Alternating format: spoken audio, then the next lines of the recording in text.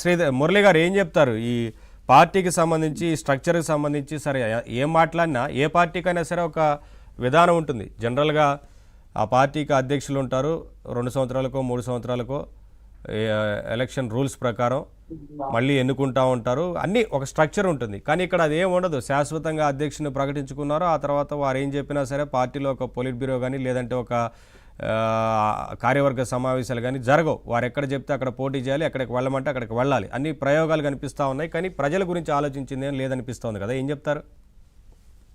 Sir నమస్కారం. మీకు ప్యానెల్లో ఉన్నటువంటి పెద్దలకి సిపిఎం పార్టీ తరఫున నేను ముందుగా నమస్కారాలు తెలియజేస్తాను. వాస్తవంగా మీరు అన్నట్టుగా ఇప్పుడు ఒక అంశం ఇక్కడ కీలకమైనది ఏమంటే, ఎవరిని ఎమ్మెల్యేలు గాను ఇన్ఛార్జీలు గాను నియోజకవర్గాలకి పెట్టాలి అనే అనుకునే వ్యవహారానికి ఆ పార్టీ ఇంటర్నల్ వ్యవహారం అది. వాస్తవంగా మిగిలిన పార్టీల వ్యాఖ్యానాలు లేదా మీడియా చెప్పే సూచనలు దీని ఆధారంగా ఎప్పుడు నిర్ణయాలు జరగవు. వాళ్ళ అవసరాలను బట్టి వాళ్ళ ప్రయోజనాలను బట్టి ఇట్లాంటి నిర్ణయాలు జరుగుతాయి. వీటిని అంతర్గత వ్యవహారాలుగా మనం చూడటం అనేది మొదటి నుంచి చూస్తున్నాం. ఇక్కడ మీరు చెప్పినట్లు వారి అంతర్గత వ్యవహారమే, కానీ ఎలక్షన్ రూల్స్ ప్రకారం కాకుండా పార్టీ స్ట్రక్చర్ నిర్మాణం అనేది ఖచ్చితంగా అది క్వశ్చన్ చేయాల్సింది ఎవరైనా సరే ప్రజాస్వామ్యాలు. ఎందుకంటే శాశ్వత అధ్యక్షులు ఏ పార్టీకి ఉండరు కదా. అదే అదే అదే ఆ విషయాలన్నీ నేను ప్రస్తావన చేస్తాను. ఇప్పుడు ఇక్కడ ఒక విషయం మనం గమనించాల్సిందంటే, నేను ఎందుకు ఇంటర్నల్ వ్యవహారం అన్నానంటే, ఎవరిని పెట్టుకోలేదు వాళ్ళ ఇష్టానికి సంబంధించిన పరిస్థితి. కానీ జగన్మోహన్ రెడ్డి గత ఎన్నికల్లో చేసిన పొరపాటు ఏమనంటే, అదే ఇంత మునుపు శ్రీరామ్ గారు చెప్పారు, ఎన్టీ రామారావు గారి సినిమాను కూడా ఒకటి ప్రస్తావన చేస్తుంది. అట్లా ఆయన మిమ్మల్ని ఎవరయ్యా చూసేది, ఓటర్లకి నాకు కనెక్షన్. ఇది ఆయన అనడమే కాదు, వైసీపీ నాయకులు అందరూ కూడా అన్నారు, అభ్యర్థులను ఎవడు చూస్తాడు, లేదని అంటే ఆడ జగన్మోహన్ రెడ్డి ఎవరిని పెడితే వాళ్ళు గెలిచి ఎమ్మెల్యేలుగా ఎంపీలుగా చట్టసభల్లోకి వెళ్తారు తప్ప, లేదు ఆయనకేమి అక్కడ పెట్టినటువంటి వాళ్ళకి ఏ ప్రాధాన్యత లేదన్నట్టుగా సాగింది. అది ఒక అన్డెమోక్రటిక్ గా సాగిందని ఆ తర్వాత ఎన్నికల్లో ఓడిపోయిన తర్వాత ఈ అనుభవాల తర్వాత వైసీపీ నాయకులే మాట్లాడుతున్నటువంటి పరిస్థితి. శాశ్వత అధ్యక్షుడు అనేది ఎక్కడా లేదు. ఎన్నికల కమిషన్ కూడా తిరస్కరించింది. అది మన దృష్టిలో కూడా ఉంటుంది. శాశ్వత అధ్యక్షుడు అనేటువంటి ప్రక్రియ ఎక్కడా లేదు. మీరు దాన్ని ఇస్తే దాన్ని మేము యాక్సెప్ట్ చేయము, మీరు మార్చుకోవాల్సిందని చెప్తే మార్చి మళ్ళీ పంపించారు. ఇది కూడా మన దృష్టిలో ఉండాలి. కాబట్టి ఏదో రాజ్యాంగ విరుద్ధమైనటువంటివి లేదా చట్టసభలు లేదా రాజ్యాంగ స్తంభాలుగా ఉన్నటువంటి అవి నిర్ణయాలకి భిన్నమైనటువంటి పద్ధతుల్లో చేస్తే చలామణి అవుతుంది అనుకోవడం పొరపాటే. అది కూడా ఏమీ కాదు.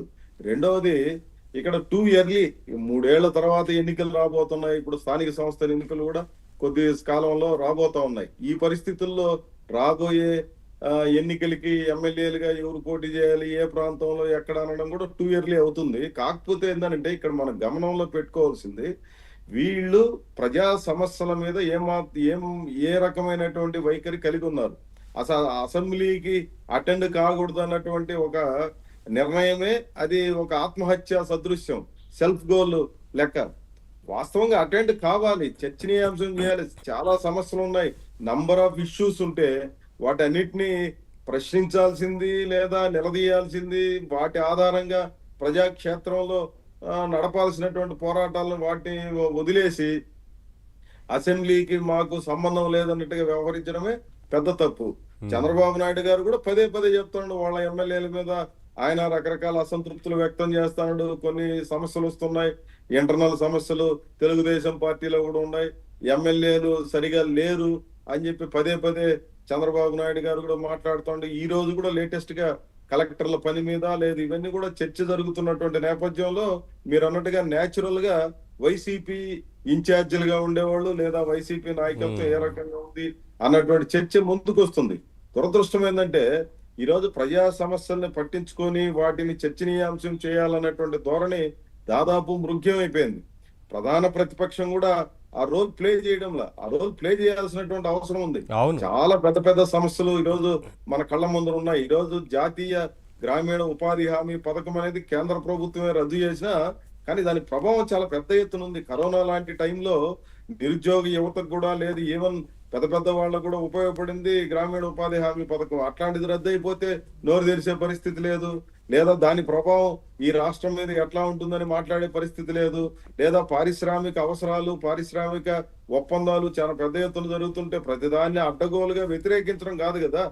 ప్రతిదాన్ని లాభ నష్టాలను వేరీ చేసి ఒక నిర్మాణాత్మకమైనటువంటి ప్రతిపక్షంగా వ్యవహరించడం అనేది కీలకమైంది. ఇప్పుడు మాకేమి ఎమ్మెల్యే లేదు, అయినప్పటికీ ప్రతి అంశాన్ని మేము మాట్లాడుతున్నాం. ప్రజలకు నష్టం కలిగే ప్రతి విషయాన్ని చాలా గట్టిగా ప్రశ్నిస్తున్నాము. మా శక్తి పరిమితమైన మేము చాలా గట్టిగానే ఎక్కడ కాంప్రమైజ్ కాకుండా ఫైట్ చేస్తున్నాం.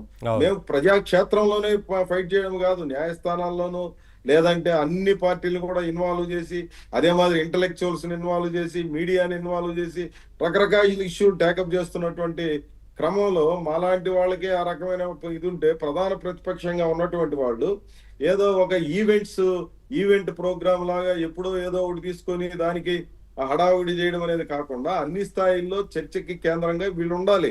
ఉండడం లేదు, దురదృష్టం.